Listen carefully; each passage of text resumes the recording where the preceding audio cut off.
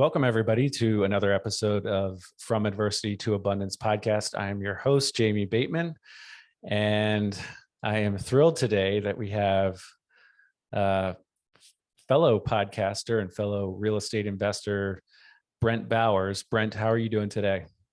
And just that intro, that the fellow podcaster, I mean, just thinking about that, a year and a half ago, I had never been on a podcast, and now I'm being Nice. called a podcaster. So I love it. I feel elevated already. Just there pretty you much go. made my week just now. Well, and we were both Army captains.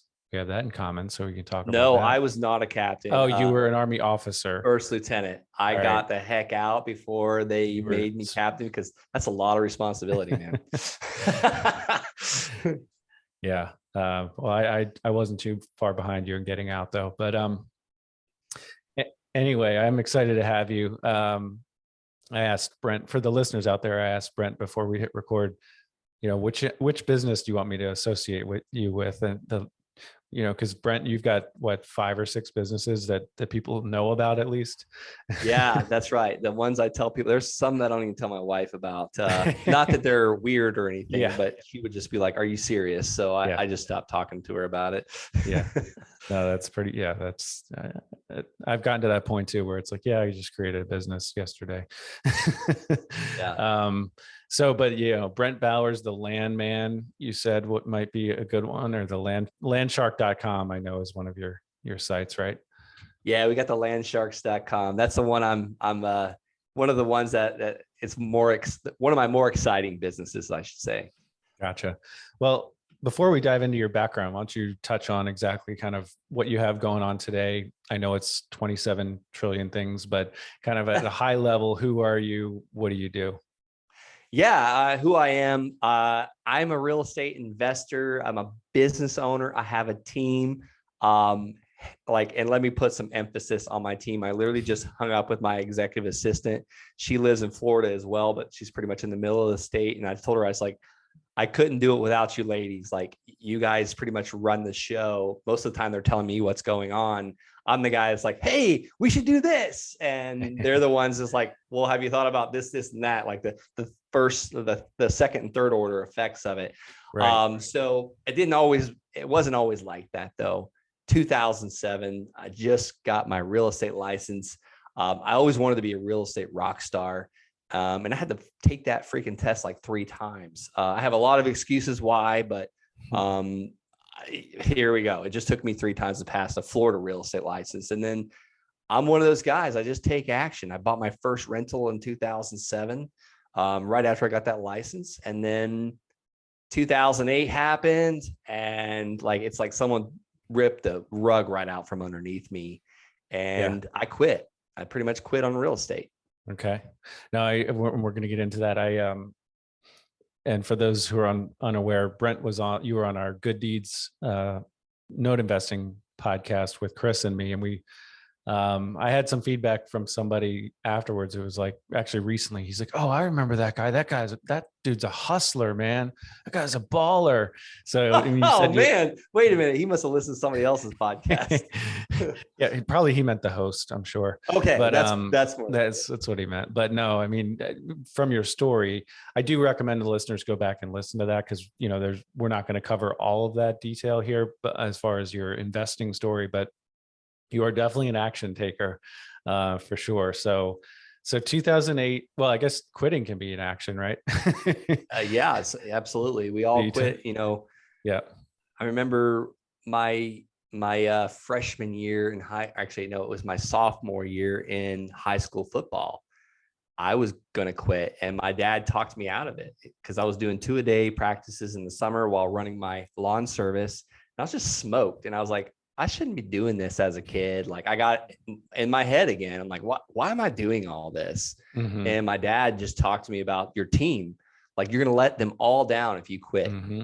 And I'll never forget that advice. And then it's just like, here we are talking about adversity to abundance. That's my adversity. Like, I quit in 2008 when I shouldn't have, but It all worked out really well. So we'll go back into your backstory, but so right now, what do you have going on? Kind of, you've got a land flipping business, and what else do you have going on? Yeah. I quit until about 2013 and started back up. But this today, currently, I have a team, very small team. There's about 10 of us. And we just hired an in-house accountant to kind of keep our Oh, wow. books straight. We outran Nice. our fractional CFO and bookkeeping service and all that. We're playing catch up. But we flip houses. We flip land. And my favorite, the holy grail of passive income is we create notes. And that's how Nice. you and I met, Jamie. Yep. We create notes by selling land on seller financing. And it's like literally the best kept secret ever. I mean, I buy a piece of land at 30, 40 cents on the dollar and sell it for 100 cents on the dollar plus interest for the longest term possible. And we sometimes 10 to 15x our money on land, but actually I shouldn't even say, it's actually more than 10 to 15x if we borrow the money to buy it and then turn around and arbitrage it. It's actually an infinite return. Yeah, because you don't have any money left in the deal. Exactly. That's awesome. So, and that's kind of what would you say is your primary focus right now from a business standpoint? It varies. I kind of stepped back into my land business because the last year and a half, I've really been focusing on growing the land sharks. I teamed up with Wholesaling Inc. As my kind of publishing agency to start teaching people how to buy and sell land and create businesses around it. And we really had a strong emphasis. I was teaching a lot of veterans and active duty military because I speak that language. I literally was running from that because I was always deployed and always gone and always away and always training. So I needed to get out because I wanted to see my children more often.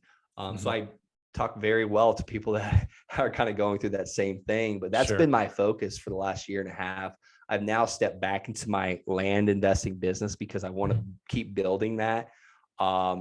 And I'm not where I want to be. I'm seeing what's possible with all my students. Several of my students have built businesses that make mine look like a little dwarf. So now that means you're doing a good job, right? You're a good teacher. I guess for a while I was just jealous. And then I was like, okay, I'm a good coach. But now I'm inspired because I'm like, holy crap, if they can do it, I'm the guy teaching it. I'm going to blow this thing up now. That's awesome. No, that's the abundance mindset that we're going to get to. So as we back up here, let's get back into your backstory. And obviously the show is about overcoming adversity, getting through adversity. We all face challenges in life. You and I are still going to have adversity going forward. So we're never done with that. And, it's not a light bulb kind of switch from adversity to abundance, but I know that you've been through some challenges in life, so you can pick it up wherever you want as far as childhood, adolescence, military, whatever you want to start with. But let's hone in on a couple of maybe one thing that stands out from an adversity standpoint that you faced. Yeah, I mean, we can go back to 2008. I bought that. I had just gotten married as well in 2007. We bought that house, rental property. And I just started pulling the trigger, and I left my lawn and landscape business that I had built since like 6th grade. My dad ended up taking it over. Me and my wife moved to the coast of West Palm Beach. I started selling real estate. And very soon after that, I ended up having to tell my landlord that, hey, here's your 30-day notice. I'm not going to be able to afford next month's rent. Wow. And there ended up being a huge buyout for me to get out of that lease, ended up wrecking my credit. That I literally found out my credit was trashed about 2 years later while I was on a deployment to Afghanistan, because I was actually trying to purchase a new lawnmower for the lawn business that my dad took over. And they're like, you've got about a 590 credit score because of this, that, and the other. And I'm like, holy cow, that's from that lease that I broke. But it's amazing how you can do one thing and 2 years later you pay the price of it. Sure. So I ended up moving in with my in-laws into a 900 square foot house. Here we are, 4 adults now living in one house, plus a small child, which was my wife's younger sister. And let me tell you, I went from a business owner to a real estate licensed agent, which I still have my license, to a rental property owner, to moving in with my in-laws. And that's quite humbling when you go from making great money to no money, and you're paying credit card bills or credit cards with credit cards. Wow. And about how old were you at this point? Just I was about to turn 24, and my wife at the time, I really, really respected her grandpa, and I respected her mom too. Her mom was actually my real estate broker. okay. And her grandpa let me back up a little bit. Her grandpa actually introduced me to Jim Rohn, not Mhm. personally, but through cassette tapes. Right. And I think I talked about this Yeah. on the podcast. Well, I converted all those things from cassette to CD and would listen to these things driving down the road. And that's where I was introduced to personal development and started realizing life's not happening to me, it's happening for me. Mhm. And another thing my wife's grandpa said to me was, join the military, go back to school. You can do this over. Like, it's not, you can kind of do a reset. So once again, action taker. I'm at the recruiter station at the Air Force. They wouldn't take me. Air Force would not take me. I jumped through all their hoops, a lot of their hoops, but unfortunately not high enough. And luckily the Air Force recruiter said, hey, go next door to the military or to the Army. They'll pretty much take anybody. So I'm coachable. I went next door and joined the Army, and I'm in basic training like 2 months later. Got it. Okay. So, I mean, with everything you just breezed through, I mean, that's a big, like you said, it was humbling, but touch on kind of your mindset at that point in time, when you were struggling, as far as, go ahead. Just praying for opportunity every night, and like, dear Lord, like I'll be a better tither, like all these things. But here I am sleeping in till like 10 a.m. in the morning, but I was also working late, right? That was my excuse. Oh, I'm working late, but I still could have gotten up early. Some of the things that were ingrained in me in the military, like now it's like, I pretty much just wake up automatically at 4 a.m. and either I lay there in bed feeling guilty, or most of the days of the week, I just get up and get some stuff done, or, do a Bible study or read a book or whatever, start, taking action. But yeah, I mean, I look back at the person I was back then, and that's who needed to change. It wasn't the economy. It wasn't the dang real estate market. Everyone wants to blame 2008. Wham. Like, I bet you I know people that absolutely freaking crushed it in 2008. Right. And sure. One of those guys, I'll just do a shout out right now. His name is Michael Jake. His biggest problem is all of his friends have regular jobs, and he doesn't have to work. Yeah. So he can't relate to them on some level. But yeah, gotcha. So, okay. So join the military, and then what? So join the military, and the hustler came back out that year. Nice. I joined as an E1, and let me tell you, it still was not covering my bills, my E1 salary. So I just had to hustle in basic training. I was pulling fire guard for guys at night. I was like making the bunk beds in the morning. And you were an entrepreneur already. I mean, you were already an entrepreneur before that, but you were using your hustling skills in basic training. Whenever graduation came, we got that one day to kind of go and celebrate with family. I had like a pocket full of cash, and I was like, okay, I'm going to spend some of this now. Did you, you probably didn't have, they probably switched over the boots by then, because we had people doing boot shining for people. No, yeah, there was no shining boots in my, thank God, man. Yeah, it was like $5 to get your boots shined or something like that. But there were guys that were like all night long just shining boots, making a lot of money. Wow. Yeah, I'll tell you. And then AIT came, and then we would have dress blue inspection. Actually, it was our AC or greens back then. And I would iron those for these guys on Fridays, because they would have to do an inspection to get their weekend pass. And I wasn't going out on weekend passes. I didn't, like, my wife lived, in the next state over. Like, we weren't seeing each other very often. So I would rack up money doing that. And then it's time to move again. And just off to Germany, and basically I was stationed there for 3 years, and then was on back-to-back deployment schedule, and made money on deployments. I would literally buy cartons of cigarettes. I've never told this story on a podcast before. Here we go, people. This is it. But I would drive off Fob Shank in a government Humvee onto the Afghan compound and buy cartons of cigarettes for $20. Literally risk my stupid life, and then drive back onto our fob, and sell the packs of cigarettes to my buddies for like $10 a pack. And then one day I started feeling bad Wow. about that and it stopped. However, it's probably a good thing that I did. But little things like that, always making money. And then fast forward to 2013. This is another, adversity for me is my first wife was like, I'm done. I'm out of here. Like, you're never here. I'm out. So that kind of crushed me hard because recently, right after that, I was pulled out of Afghanistan. The Army sends me to active duty green to gold. They paid me to go to school, my E5 salary. I went from E1 to E5 in 2 years. By the fourth year, they're pulling me out and send me to school, finally getting the money under control. Yeah. And I'm back in real estate. For those unfamiliar, E1 is a private, the lowest ranking member of the military, right? Yeah. And then E5 is a sergeant, but the lowest sergeant, right? And then, but you're moving up the ranks and then green to gold. So then you're on track to become an officer, right?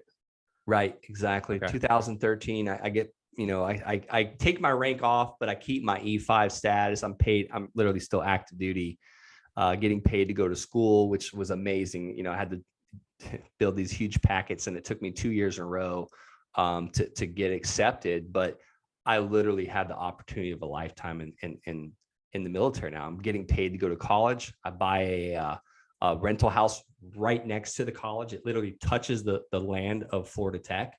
And I started doing something called house hacking. I didn't know what it was called back then, but I had roommates basically, and I'm making money to live there. And this is my start back up into real estate. And that's really what catapulted me. Yeah, that's awesome. And I think I've never really done house hacking, but, and I know Brandon Turner likes to take credit for that term, but it was going on. He doesn't take credit for the strategy, I don't think. But they coined it. I mean, yeah, they did. Absolutely. But I mean, it's one of the best ways if that fits your family circumstances at that time. If you can make that work, I think it's one of the most powerful ways to get to really put rocket fuel on your real estate and wealth building career path. So that's awesome. So you're kind of like, sounds like you're rebounding, or so you're rebounding from your divorce at that point. Is that what's going on? Okay. Absolutely. All right. Yep. So what's your mindset at that point? It was tough. Like I'm now like 24 when I joined, 5, 6, 7. I'm actually about 27, about to turn 28. I'm the old guy in college. Yeah. I'm surrounded by like 18, 19, 21-year-olds. And thank God I didn't have any gray hairs at that time.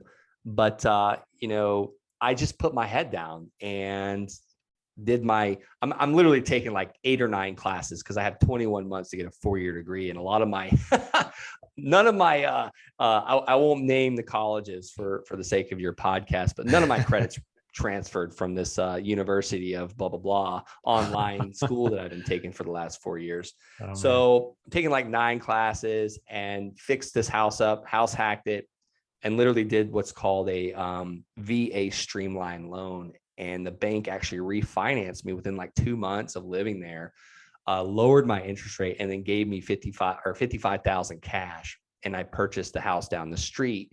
And then I put sweat equity in that. Me and my neighbor who owned a construction company every night would work on that, then rented that one out, and then started wholesaling houses, because I went to a private school. I had to pay for some of these classes after my after my cap hit.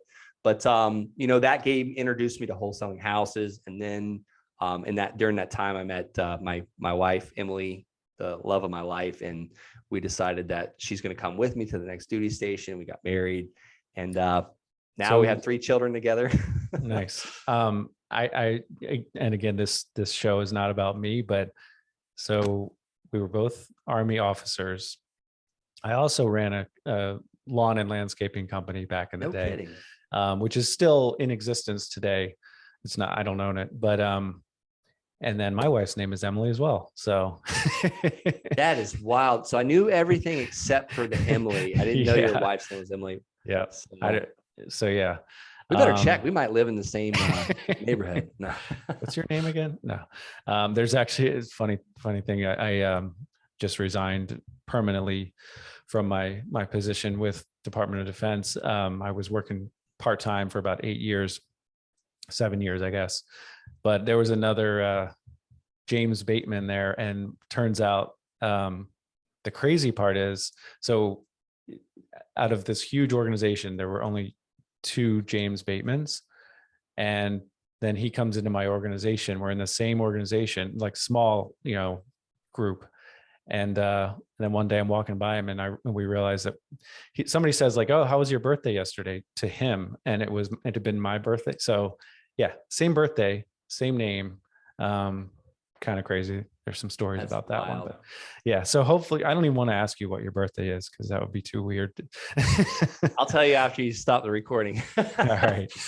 So, okay. So now, what year did we end off? Where are we in your story?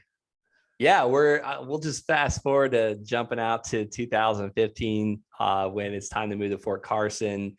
Got married.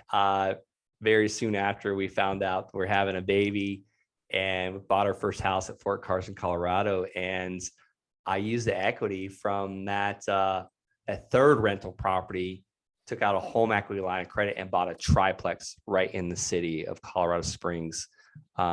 So I've hit the ground running. I'm wholesaling houses while working like a 13-hour Army day. And I was doing it all by just getting up early. I had to be on base by 6 to do PT or physical training.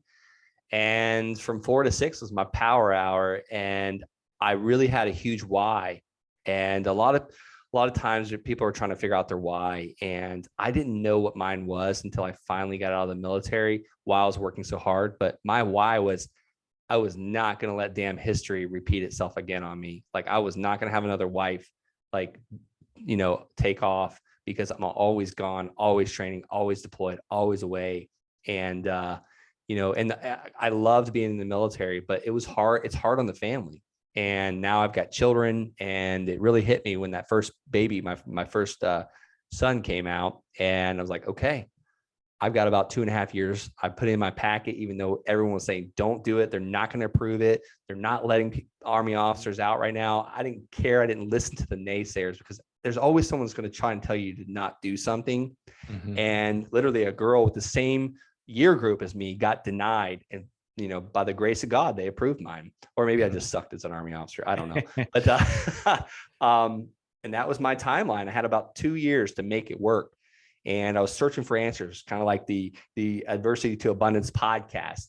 And I heard about a guy flipping land, buying and selling land overnight. And I'm already kind of haphazardly wholesaling houses, but it's hard. Like, you got to go and create rapport with these sellers. Like, you can't just be in and out and get a contract. Mm-hmm. I heard about land, and I'm like, why am I not mailing land? And that's what did it for me. In my second land sale, I created a note. And it paid me every month. And that was where my paradigm shifted. And I said, I only have to do this about 11 more times to completely be financially free. That's awesome. So prior to land, who were you learning from, or, how were you doing your real estate? Wholesaling Inc. Tom Kroll, the original founder of Wholesaling Inc., which I've got the honor to be a coach for now. Nice. Okay. And then got into land, and now you do your own coaching of land as well, right? Is that true? Yeah, absolutely. Okay. Yeah. I teach with Wholesaling Inc. people how to build land business, just like I've got. That's awesome. So can you give us kind of like, you don't have to give us numbers, but what does your business look like from kind of a portfolio, or maybe even an income standpoint? Yeah. We've done a little over 385-ish land deals. And we've got currently a little over 100 notes every single month paying us for the land that we've sold. And the first note I ever did was $400 a month. So, we can count on that. Some of those are 5-year loans. Some of them are 30-year loans, which I really prefer, because if you look at the way the banks set these amortization schedules up, the first 5 to 7 years is like interest. All interest. Yeah. So it's a no-brainer. I mean, shouldn't say a no-brainer. Albert Einstein said that, those that understand compound interest earn it, and those that don't pay it. So I'm doing my best to understand compounding interest, because the banks are usually the prettiest buildings in every city and every state of this country. Yeah. And they've got something figured out. So did you ever think you would be where you are now? No, absolutely not. Well, that's totally incorrect what I just said. I knew I would be somebody one day and doing things that I think I would have all these successful businesses. No, I couldn't quite see it. I knew I was going to do something one day and be very successful. But yeah, it's amazing what you can accomplish in just a few short years. Yeah. Awesome. So is there anything else you want to add I'm going to fire off some questions, but Yeah. Any other kind of takeaways from the adversity that you went through that you want to touch on?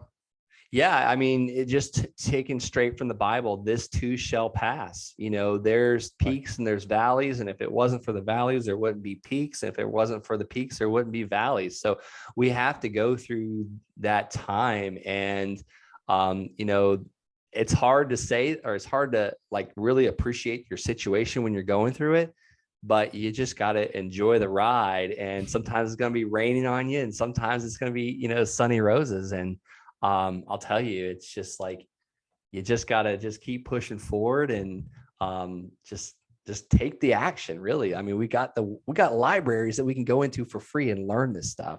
We've got YouTube. I teach this stuff every day on my YouTube channel. It's free, but here's the one like recommendation: you just got to stop and take the action. Get out of learn mode and start taking the action with everything you learn. Yeah, it's really good. That's all really good. Yeah, I mean, that's really one of the key points of this show is that the goal shouldn't be to avoid adversity or challenges or trials, right? I mean, it's, of course, nobody seeks them out on purpose, right? I'm not looking for more trouble, but that shouldn't be the ultimate goal because it's going to happen. So what do you do with it when it does? All right, I'm going to fire off some questions and we'll see where it goes. What do people misunderstand about you? I don't know. If they don't understand, I sure don't know. I guess why my butt's always burning, like why, like, and I love what Art Williams said, he's like, I don't know why my butt's always burning. Like, Art, I'm like, Art, you got to do something. You got to go for it. You got to try something. I mean, if you haven't heard Art Williams and his Just Do It speech, like, I love that speech. Okay. So maybe that's it. Like, people don't understand why my butt's always burning. All right. I like it. What would you say was one of your biggest failures, and what did you learn from that? I would say my biggest failure was just probably quitting and doing because I was on to something. It was just going to take longer than what I planned with the real estate in the beginning in 2007. Gotcha. Okay. Got it. And that's when you got your license, and that was in West Palm Beach. Yeah. Okay. So I was already kind of I bought that first rental in 2007. I should have just kept buying them. Kept buying. Sure. I was just in West Palm Beach about a month ago, and I imagine they got hit really hard in 2008, I would guess. But if you were given $10 million tomorrow, what would you do with it? Well, I'm not saying you don't have $10 million. I'm just saying if somebody wrote you a check for $10 million, what would you do with it? I mean, I've got a land deal right now. We're looking, actually, two of them. I could probably buy both of them, actually. So I'm actually raising money for it. So I wouldn't have to raise the money. I would just have the money. Okay. Nice. Yeah. You mentioned a little bit about that before we hit record. If you had to eat one meal for the rest of your life, what would it be? Oh man, definitely spaghetti. Duh. Stupid question. All right. How about what is a challenge you're facing in your business right now? You mentioned raising capital is something you're focused on. Just getting, a challenge right now is I mentioned we had outrun our bookkeepers and the fractional CFO we had. What is that? I'm sorry to cut you off. What is a fractional CFO? Basically, it's a CFO that works for other companies, not just yours. Yeah. And the bookkeeping team that was managing all the books for my companies, the land and the houses and the coaching. we just got too far ahead of them that they couldn't keep up with our transactions. So we just hired an in-house bookkeeper that she's in our culture, she's in our family. So that's my number one challenge. And, I'm already seeing the light, at the end of the tunnel. So, well, it is May 3rd right now. And so I think a lot of people can probably feel your pain right now as far as small business owners. And, we just kind of got through. I don't know if there even is a tax season. I feel like tax season is year round now, but it is. It's monthly. Yeah, I struggle with that as well with my businesses. It's definitely a pain point. Yeah. I just hired a accountant with an MBA. So I've got high hopes. That's awesome. No pressure. New team member. I hope she's listening. She actually used to be my neighbor, by the way. I didn't even know it until I hired her. Okay. Nice. What is one piece of advice you'd give to someone starting out in real estate, we'll say? Yes. You've listened to enough podcasts, you've read enough books, just start taking action and go out and make some mistakes. Make mistakes. Like they're going to happen. You already said it, Jamie. Just go out there and start pulling the trigger. Our mistakes will sometimes turn into our best, abundance. Big wins. Yeah. Yeah. Huge wins. Absolutely. All right. What's a book you would recommend? The Wealthy Gardener. I love the book. That's a great one. That's really good. Yeah. I've recommended that as well on podcasts. It's like a fiction / nonfiction book. And that guy, man, he just set his mind to it and he just crushed it. Yeah. I really prefer that one on Audible. Okay. Because it's such a story and the way he tells it. I think I even mentioned it on the Good Deeds podcast. I just really like that book. Yeah, it's a good one. Speaking of podcasts, what other podcasts? You have your own podcast, right? The Wholesaling Inc. podcast. Yep. And then what other podcasts do you listen to? Any others? I don't listen to podcasts anymore. Yeah. I used to literally consume them when I was searching for answers, how to build a business that would get me out of the military. Yeah, got it. How do you like to serve others? Let me back up. I was walking out of the gym yesterday and I want to start doing a fundraiser for Feed the Children for my county. That's something it just popped in my head. I think a lot of these things, are God inspired. Like when we get these just random ideas. Number 2, I teach people how to, build businesses that serve them. And then 3, just pouring into my team and my organization. I mean, one of our team members that I hired in April 2017, she literally just paid off all of her debt. So those are awesome. A couple of different ways. Yeah, no, I'm glad I asked that one. Those were some good ones. And you said walking out of the gym, just as we start to wrap up here, I just think that's, creating that space mentally. I mean, you went to the gym, I would guess, for a physical workout, right? But I know for me, a lot of times I have really what I think are good ideas. When I'm not in the weeds and I'm going for a walk or I'm doing a workout or something, I've created that space, the mental space to have those good ideas. So that's really good. And knowing you, I think you're going to actually do that. Well, now that I said it, I mean, I kind of have to. Right. So, but the first thing, and I'll tell you, within that same seed that came to my mind, guess what came right after that was fear of failure and fear of rejection. Oh, what if it doesn't go well? Like, what are people going to think of me? What if no one shows up to the event? So we all get stopped by fear of failure and fear of rejection.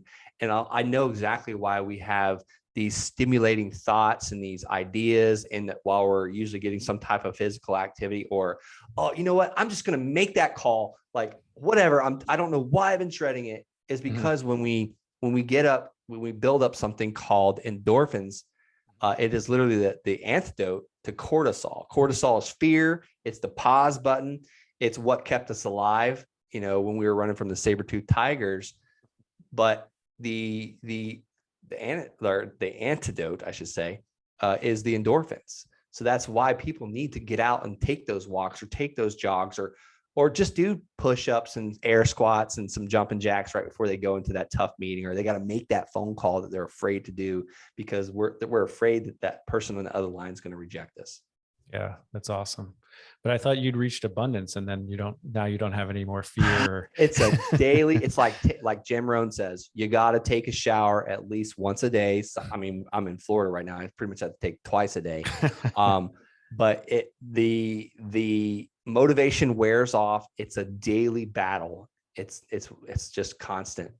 Yeah, I love it. I think our listeners are really going to be able to, you're very relatable. So I think this will be really good. 2 more questions. What's with the rhino behind you? I'm so glad you asked. So the Rhino Tribe, Wholesaling Inc., I got it from a great book called Rhinoceros Success by Scott Alexander. That's my number 2 book. Okay. That should be the number 1, but you always have to be charging. Rhinoceros have 3-inch thick skin, and they're taking torpedoes on daily. We're always charging. You don't want to be like the fat cow just sitting there chewing the grass. You want to be charging. So what does that mean? Have your running shoes ready next to your bed. As soon as you get up, hit the ground running. Love it. My one nephew is a big fan of rhinos, so he's going to have to listen to this one. All right. Last but not least, where can our listeners find you online if they want to reach out to you? Yeah, thanks for asking. I mentioned the YouTube channel. I just started the YouTube channel very recently, and I put a video out 5 days a week. I just asked people go and smash that red button and subscribe to that channel. Even if you don't like the content, just still hit that red button. Yeah. When I did pause my YouTube videos because it is, it's a lot of work, but it is. My one nephew, that was a couple of years ago, kept saying, smash that like button. So yeah, but no, it means a lot to those. It's not, I mean, like you said, like we both said, it is a lot of work putting out content, especially if you're doing it 5 times a week. Of course, there's hopefully something in it for you monetarily, but one day, but it does go a long way if the listeners will go out and, like your videos, Brent's videos, and as well as your podcast, and same with this show. It really does go a long way if we can keep on building on the momentum we've created here with shares and likes and reviews. It's not just me saying that. It really does help. So Brent, I really want to thank you for coming on. Do you have any parting words for us? Yeah, I mean, I'm going to just ride the train you just built there. Guys, if you have not subscribed from Adversity to Abundance podcast, do so, and do a 5-star review, and share this podcast with someone that needs to get their butt in gear and they need to cancel Netflix. So show some love to Jamie. Like, this is a lot of work. So thanks for doing all this, Jamie. That's awesome, Brent. I really appreciate it. And thanks a lot for coming on. And to our listeners out there, thanks for spending your most valuable resource with us, your time. Take care.